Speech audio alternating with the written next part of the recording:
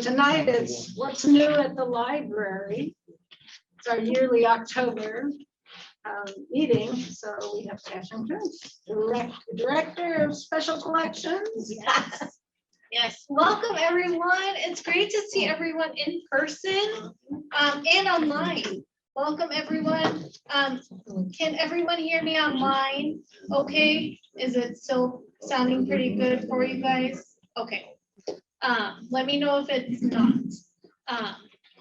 So traditionally we've talked about what's new in special collections, so we'll just kind of jump into that. Share screen.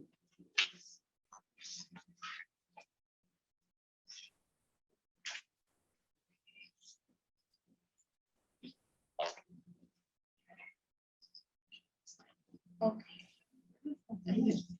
Minimize that, you guys. So, as Chris introduced, I'm Kathryn Kuntz. I'm the supervisor of the Special Collections Department. I'm going to be celebrating my 4th year with the library.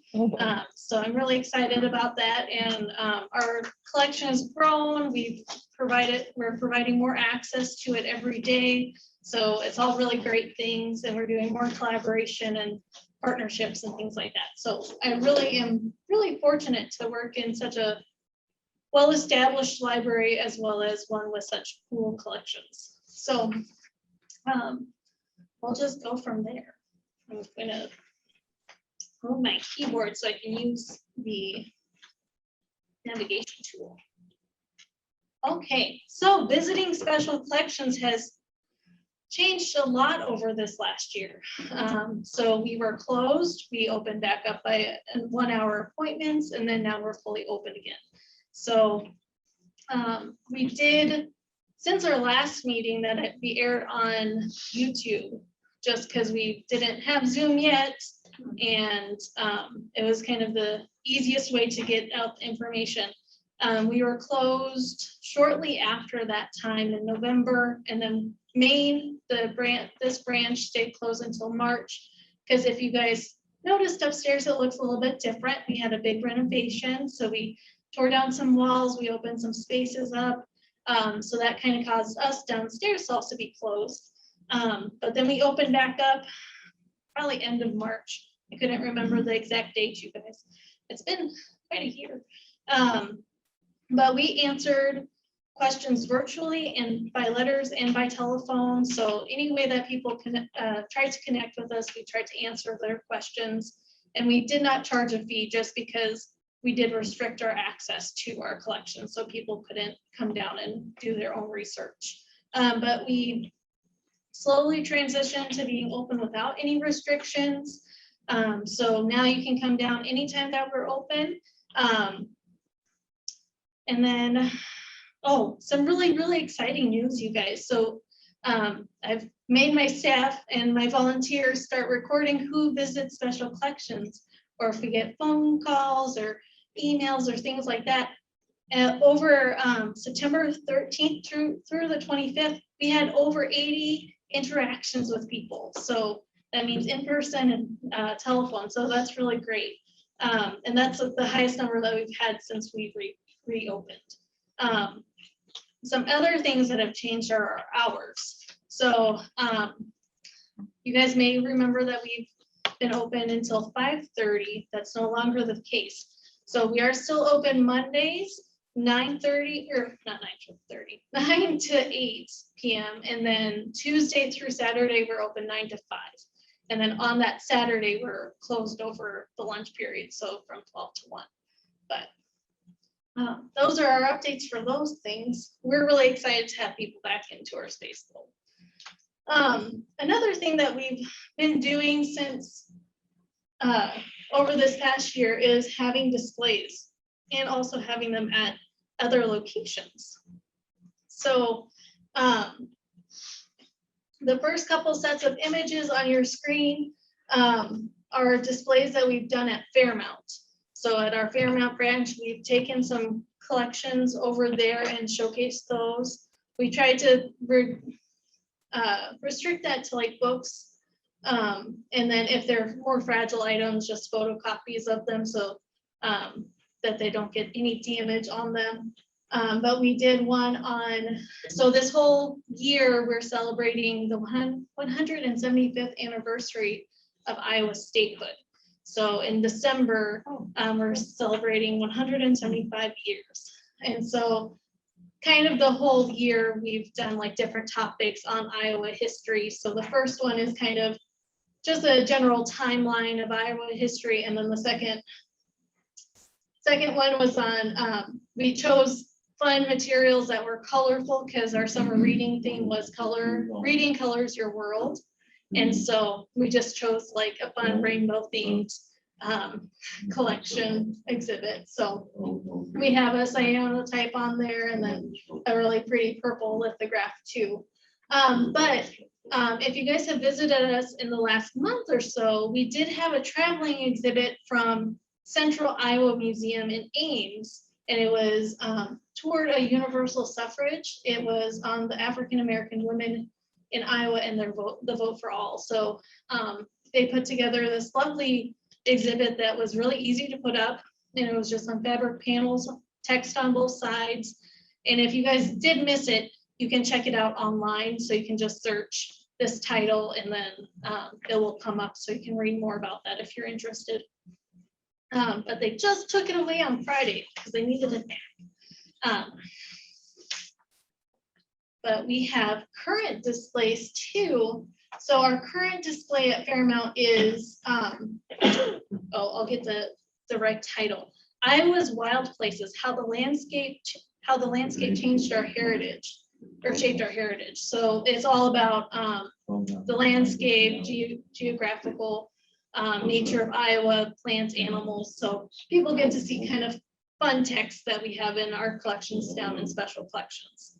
I'm really glad that the branch manager over there, she was always trying to find something to fill that space. And she asked me like, oh gosh, maybe end of 2019, 2020.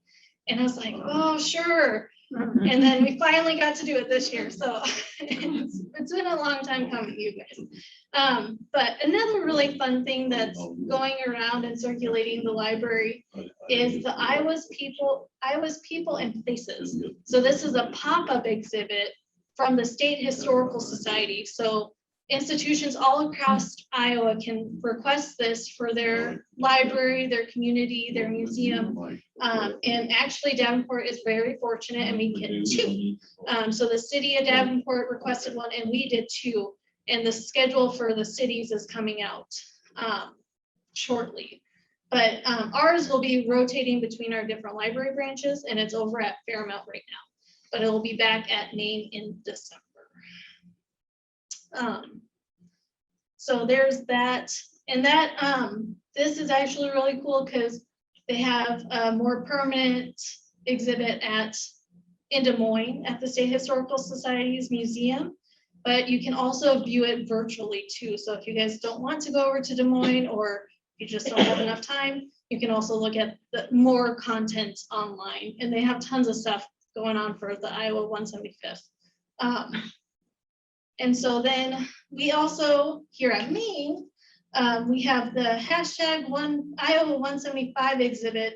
So we have some materials that we put out for a big celebration in August, but we kind of moved it downstairs after that got over. And so you can go view those things over in special collections.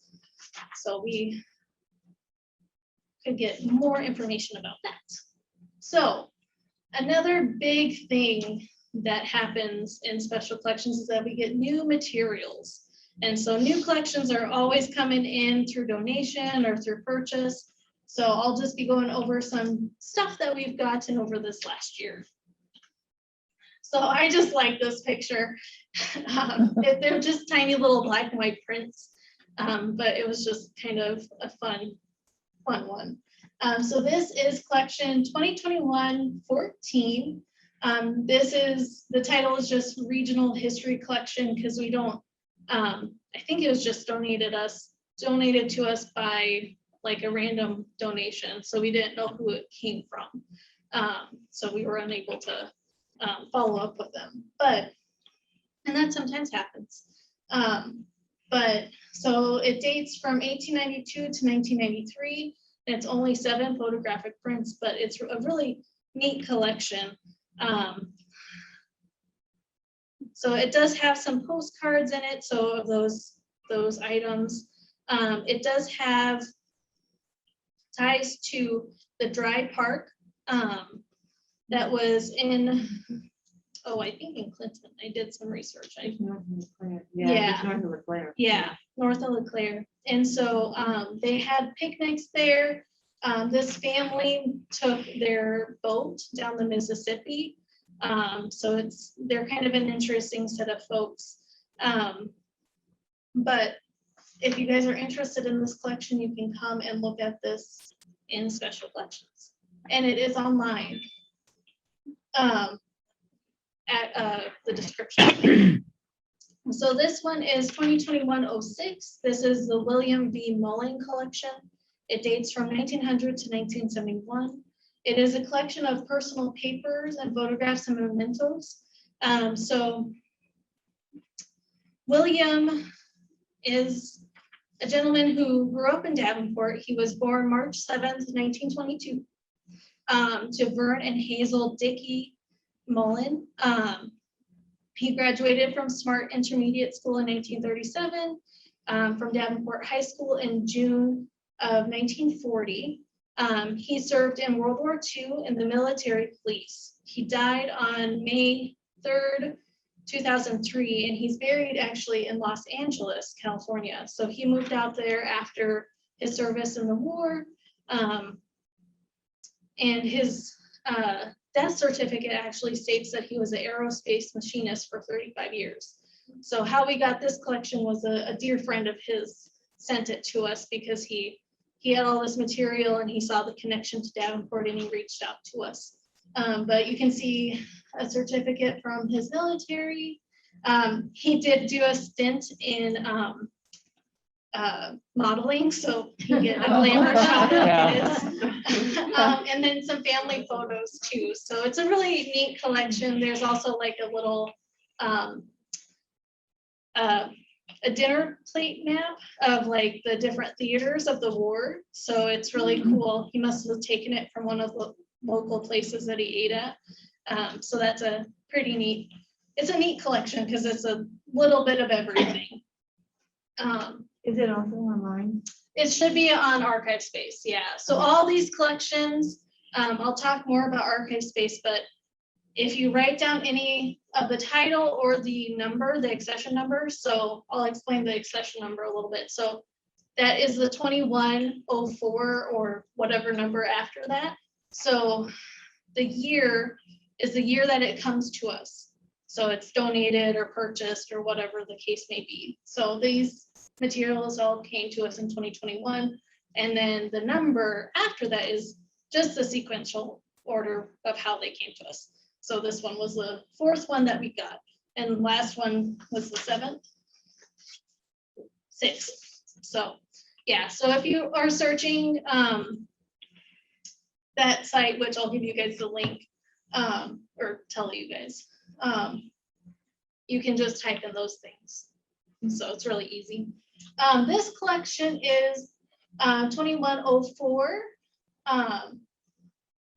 It is a collection of late 19th and early 20th photographs from a variety of places. They date from 1880 to 1915. There's about 49 photographs in the collection from Iowa, Illinois, Missouri, and Germany. So they came to us. We did get some digital images as well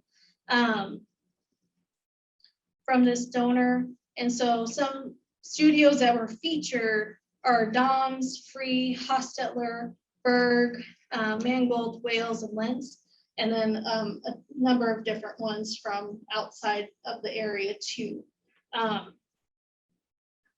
So these are really an interesting kind of collection because we don't really know the names of most of them, but we do have their images. So if you guys recognize anyone as your ancestor, please let us know. So this is one of my favorites. This is just a little advertising postcard that we got. So this collection is a little bit more unique. So the 2018-18 is the collection development policy or collection development collection. So it's stuff that I purchased for the collection, and then we just add it into here so we can keep track of where we get the information or where we got the item. And so this is a business card for Kathryn. I'm going to not say her last name, because Bowringer. I think it might be that. But she was like a dressmaker, a seamstress in Davenport. And so she came over from Germany. We were able to do a lot of great research on her too. So we have this all in the archive space, or our archives and manuscripts catalog. So you can find out more information from here. But it's in German. It states where her store is. And so you can, and it's a cute little scene from the early part of the century. So this collection might be of interest to folks who have ties to LeClaire. So this is 2021-16. This is a collection of newsletters from the Suter family. So they, one of the family members, she had a collection of all the newsletters, and she donated them to us from the beginning one to the last one. So 1983 to 2007. And so Philip Suter, who is the patriarch of the family, he was a Mississippi River pilot who settled in LeClaire. So there's a number of houses associated with him in LeClaire too. So if you guys are interested in historic homes, you can go there and look at those homes. He had 3 sons, grandsons, and a grandson who also became river pilots. He was the first riverboat pilot in LeClaire and was trained by French Indian voyagers to navigate the dangerous rapids down the river from LeClaire. So he moved to LeClaire in 1836 with his family after living in Ohio and Illinois. But what's neat about these newsletters is that it contains information that the family members wrote up about the family, but also like when they met for family reunions, and then also later on they talked about some of the historic homes too. So it's a really neat collection. Then we have the 2021-09, some materials that we got from Patricia Scott. So these are just some cards that she wrote, but we got a couple other things. So it's 6 published volumes, 1 microfilm reel, 1 pedigree chart, and then research index cards that she wrote and used for her genealogy research and teaching. Her classes at the Davenport Public Library. So these date from 1901 to 2005. So you can request those as well if you are interested. Then I got to actually meet with this donor. She was a really sweet lady, but she attended Marycrest College and she wanted to find a home for some of her materials. So this collection is 2021-18, the Met House Marycrest College Collection. So it dates from 1950 to 2020. So she graduated from the class of 1953.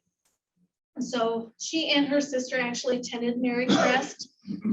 And so she was a really big force in scheduling reunions and things like that. So she has, she's kept up with a lot of the ladies that she went to college with. So it's a really great collection. So if any of you guys have gone to Marycrest, then you can look at it and reminisce.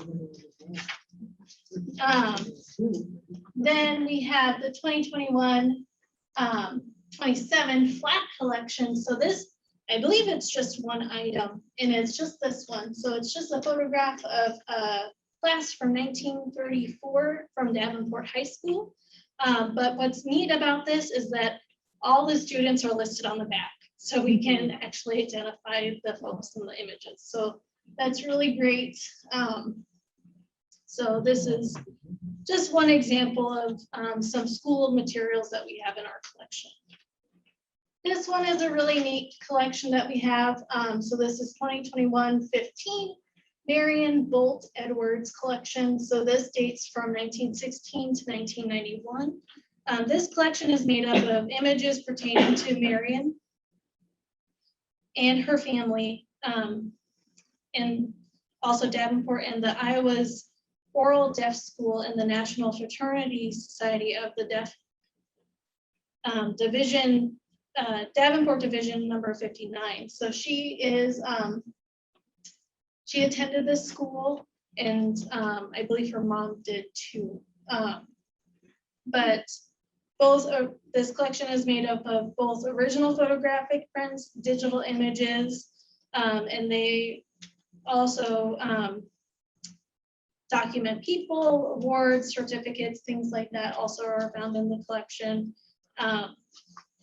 But she donated anything that was local to Davenport. So she did have some stuff related to the National Society, so she sent those materials there, but it's a really interesting collection. So you can see some scenes from the classroom, as well as some pictures from her family and stuff in it as well.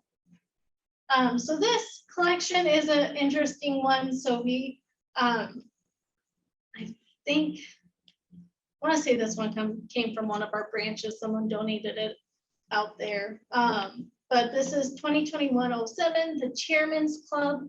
It's a photographic collection, but with one newsletter, I think. And so this dates from 1983 to 84. So it's this group of people that met and went on trips, essentially. So all the images that are in this collection are showcasing them going other places, but they're all from this area in Scott County. So it's a pretty cute collection. So you can see everybody having fun. Then we have 21-25, the Stanton photograph collection. So these are photographs dating from 1900 to 1957. They have particular connection to the Stanton family, particularly Juanita McDonald Stanton. And so other family names that are included in this collection are Steuben, Crone, Botham, Davidson, and McDonald. And so there is one image of a female ancestor from Austria. They are professional studio prints, some real photographic postcards, and a lot of snapshots. A special interest is a snapshot of the Watcher School in Pleasant Valley. I don't know if I'm saying that right, I'm sorry, you guys. The students who went there in May 1931 on the last day of school. So they took a photograph of those folks. Class photograph of Juanita's 9th grade intermediate class with signatures on the back. And then she also, the donation also came with a 1935 Blackhawks yearbook as well. Most of them are unidentified. And some have dates and some have nothing further. But she actually was born to James McDonald and Alma Steuben McDonald in 1917. And she married Jess Stanton and she passed away in 1973. So everything's a little mixture of family history and just local history. So we really like those types of collections. And then we have 2021-24. This is the Logan collection. So most of the materials in this collection are photographic prints, but this one is really neat because this is a souvenir from the drum school in the district number 9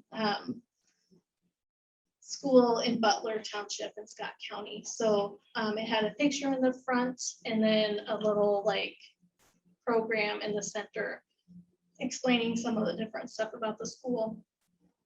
And it lists the principal and then the students who attended. So it's a really neat little item. Oh, I did not change that. This is not this collection. This is a legal documents collection. I cannot remember the number, but it is just original documents of different proceedings, and I think they're both wills in Scott County. So disregard that number. I didn't change that. So this one is 2021-22. This is the Pete Sisters Scrapbook. So this one is these groups of sisters, they just wanted to document the history of this area. So they kind of started back in, I think at the beginning, they did like 1894, and then they went up to 1956. And so most of this stuff is about Rock Island, but it was an interesting combination of newspaper clippings and then also like school materials too that they pasted in. And then this collection, we got this one fairly recently. This is 2021-23, the Klein Collection. So in this collection, there are personal documents of birth, marriage, grammar school diploma, naturalization certificate, and correspondence regarding said certificate. And they're all pretty much regarding Fanny Goldstein Klein. They date from 1883 to 1941. Fanny was born in England to Polish parents, Jacob and Rachel Katz Goldstein. The family immigrated to the United States in 1887. Joseph or Jacob Klein was born in Minsk, Russia in 1882 to Abraham and Leah, and he immigrated in 1902. He was a peddler merchant dealing in secondhand iron for many years in Davenport. The couple actually married in Davenport in 1907 and had 2 daughters. So these are original certificates, and so the certificate of birth actually is Fanny's of when she was born in London.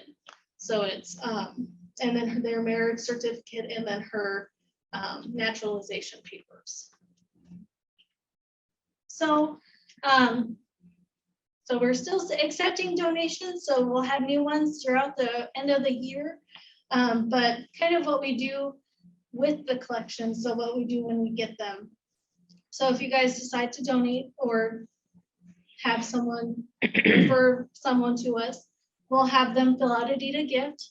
So that's just tracking that ownership history, saying where we got it, where you guys got it, how it was collected, any pertinent information about that collection that we would want to share to future researchers. We'll fill that out. We'll arrange and preserve the materials. So we'll rehouse them in archival products, arrange them so that they're usable for researchers. And then through that, we'll create a description. And so they'll go up online and then be able to be researched by anyone who's interested. And then providing that access. So having folks come in to look at them or scan the materials if they're not in the state. So you guys, besides just getting all those new collections, we've been doing programming. So we've been doing in-person programming, Zoom, and YouTube programs. So one series that we've started since the beginning of this year is Opening the Box. And so this is just a program to highlight all things archives and manuscripts. And so we choose a topic or a collection and we go over it, show pictures of it, describe what's in them, and so giving people more context to what we have in our collections and how to access them. And then we have preservation workshops. So Opening the Box is the first Friday of every month.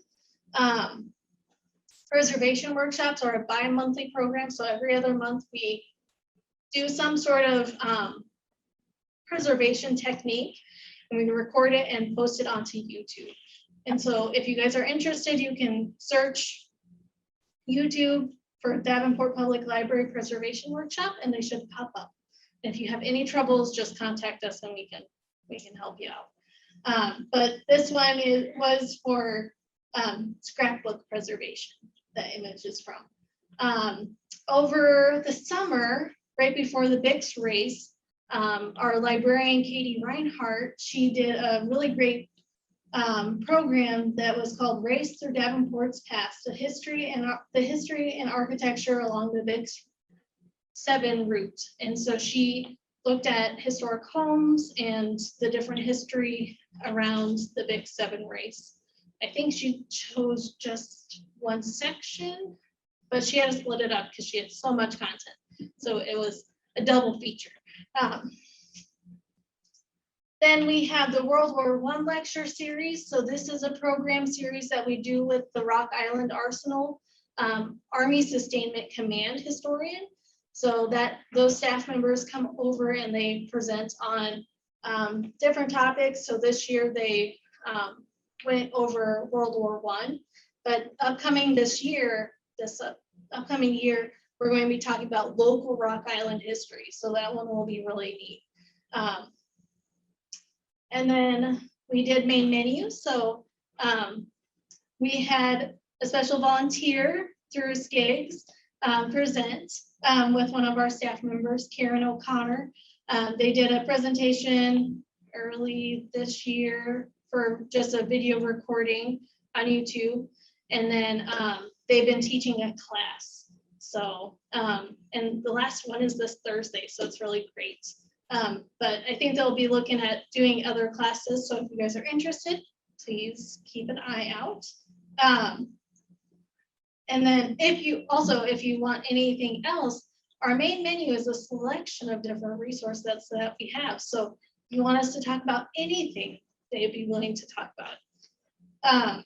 Then a very unique opportunity that I think came out of COVID is this third Thursday at the Hoover's Presidential Library and Museum. So this is not a program that we really have anything to do with setting up or anything like that, but they have offered this to a number of different local area libraries where we have a unique link and have everybody in our area access it. So it's really nice, and they have been recording their sessions. So they've had one on Laura Ingalls Wilder, Lou Hoover himself. We had like his grandchildren present on different aspects of Hoover history. So it's a neat selection of presentations. And so I don't know how long that will continue, but we'll participate as long as they are willing to do it for us. And then another thing to celebrate Iowa history this year is the Iowa Statehood Book Club. So the State Historical Society has selected 4 different books over different quarters of this year. And so the next one is in December. And so they've been on a range of different topics. I think this last one is on agriculture in Iowa. But you can read it, discuss it with us, and then a week later you can attend the State Historical Society's program, and they have like a little talk with the author, like a discussion as well with the book, about the book. So it's kind of a prelude to that one. Then we have our color art collections. So this is an annual thing that we do. So this is our fourth one that we did.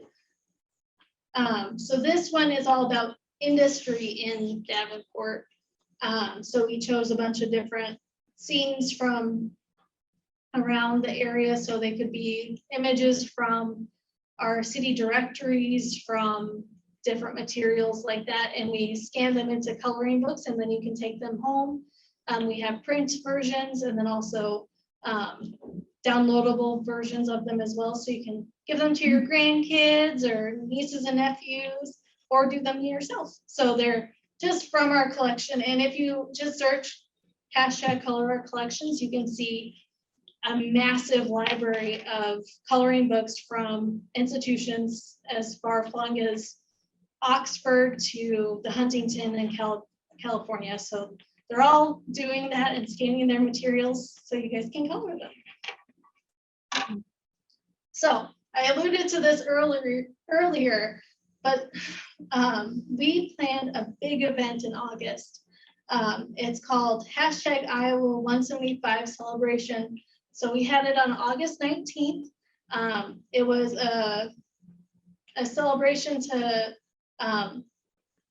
celebrate Iowa's history, food, and culture. So we had musicians, we had local businesses who sampled their food. We had different posters around of Iowa history, and then we also set up a table upstairs with stuff from special collections. So it was a ticketed event.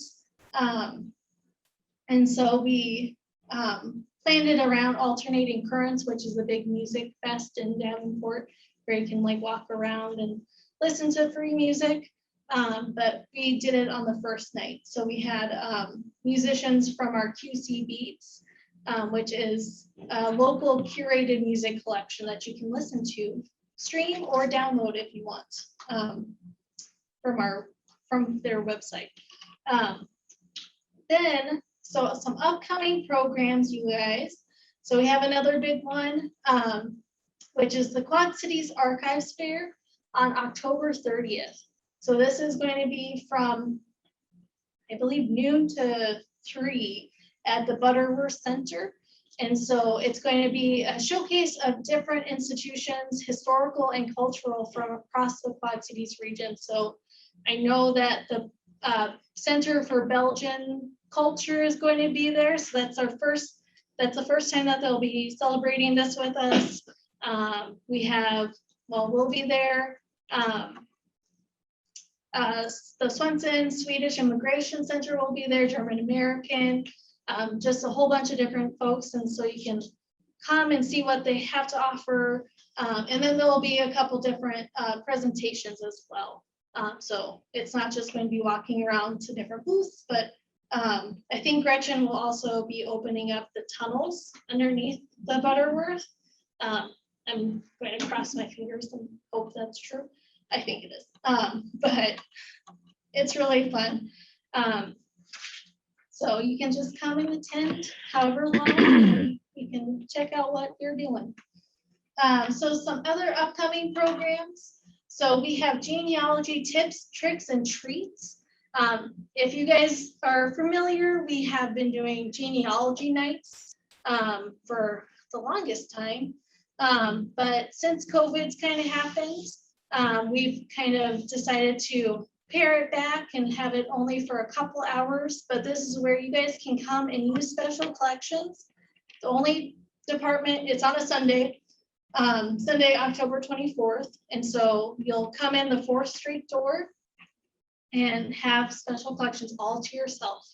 And so it's a really fun time. You get to kind of talk with fellow genealogists, talk with staff, get access to the materials. So it's a really fun event. What hours is that? 1 to 4. And then you can sign up online. And then if you guys don't want to attend in person, I'm going to try out a virtual component and show you guys how to access Ancestry from home, because it's going to be accessible until December 31st. So if you guys don't feel comfortable coming in, that's another option. And then we have another instance of our local history series. So we're going to be talking about the Davenport women. So the George Davenport's relatives. And so Gina Shantz, a local author, she'll be coming and presenting on that on November 16th. Then our very own Amy Driscoll, she's going to be talking about murder and madness, tales from local cemeteries. So she's our resident ghost and expert. So she's going to be talking about that on October 20th. So it should be really fun. I think it's, I want to say, is that Fairmount or Eastern? Eastern, maybe? I didn't plan it with her. Some of our folks from Information Services did. But it's going to be in the evening. You can attend it virtually or in person. I signed up for that. And then we are also partnering with Information Services to bring you a local author. He wrote Cowboy Courage, Westerns in the Portrayal of Bravery. Bill Hampton's. He is a part of the Colonel Davenport House. So if you're familiar with that, he's going to come talk to us about that. I believe that's at Eastern. I should know because I've helped plan it, but it's in the newsletter. It is. It is. The Murder and Madness is going to be October 20th at 6:30 at Eastern. Eastern is right. Janet always has my back. So as I mentioned before, you guys, so if you have a Davenport Library card, Scott County card, or Bettendorf Library card, or any library card that has access to Ancestry, you should be able to get this from home until December 31st. So Ancestry is going to be accessible. It's not in your typical location. So instead of going to the online resources, you want to go to our catalog and search Ancestry at home, and then click on that link because it's not through the regular online resources. So there's a YouTube video, or if you have any troubles, just contact us and we can walk you through it. So some other fun things that have happened at the library and just some reminders. So resources and searching techniques. So our catalog is one of our best resources for searching books and monographs and journals and things like that. But we're also starting to catalog our maps. So those will be found in there. Check back periodically as we're adding more all the time. And we just kind of started doing that too. But one of the biggest things is our archives and manuscripts catalog. I'll talk more on that on the next slide, I believe. If you're interested in any photographs from the region, check out our Upper Mississippi Valley Image Archive.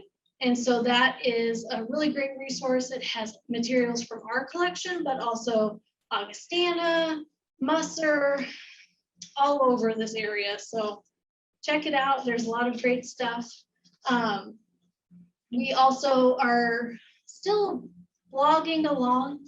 So we have a really neat blog called Primary Selections from Special Collections. We post something every week. It's tied to our collections. It's tied to neat newspaper articles that we find in the Davenport newspapers, or just about our events and what's going on. So check those out. We do research, and we love to share our history. We have genealogical forms online. So instead of going to Ancestry or Family Search, you can use some stuff that's locally created. And then we also are on social media. So if you guys do that, you can follow us there and find out more. So this is just a screenshot of our archives and manuscript catalog. And so this is, you'll also hear referred to archive space. So you can just type in any search right in that search bar that's hidden by my box. And then you can press search. It's really hard to see. I don't know if I can pull it up. It's right there. I don't know if folks from home can see it, but it's right behind there. But if you want to go check this out, it's just archives.davenportlibrary.com. So essentially the library's website, but with an archives period in front. It's really nice. It should have all of our collections listed in there. They might be at different levels of description. So if there's not too much description to it, just send us an email and we can assist you with accessing those. Then we have, these are our genealogical forms online. So this is just on our blog. So you can go to the home, there's color our collection. So if you want to color stuff, we have FAQs, and then forms. So these are just right here and you can download those. Sadly, they're not where you can enter them online yet. We're trying to figure that out. So you can type it in and do it all online, but we haven't accomplished that one yet. But you can print them out and then write them in if you'd like. And where is that page? So it's on the blog and it's under forums. And how do you get to the blog? I don't know the exact URL. Is there a link from the homepage of the Davenport Public Library? Yes, so if you go to the Davenport Public Library's page, davenportlibrary.com, and you go to, I think, genealogy and local history, the selection over there, you can get to the blog from there a couple different ways. So it should say like special collections blog. Okay, Good question, Koki. okay. And then we are on social media. So we have a Facebook page, we have an Instagram, and then if you guys want to, you can actually go to our blog, which it's blogs.davenportlibrary.com/sc. That's our blog website. But you can sign up for our e-newsletter on that same blog by just typing your name and your email address at the top. There's a little pop-up bar that comes up and you can sign up for our e-newsletter. It's going to be a quarterly one. So our next one will be coming out in December for December, January, and February. And it features what we're doing with programs, new collections, featured collections, a genealogy joke, some puzzles that we do with images from our collection, and a whole host of other stuff. So if you're interested in doing that, please sign up there. And we try not to post anything more than the quarterly newsletter, so you won't get bogged down unless there's something big events wise where we have to close or reopen. That's the only time when we do it outside of those normal times. But this is all my contact information. So my email, the department's email, our phone numbers, our websites. But do you guys have any questions?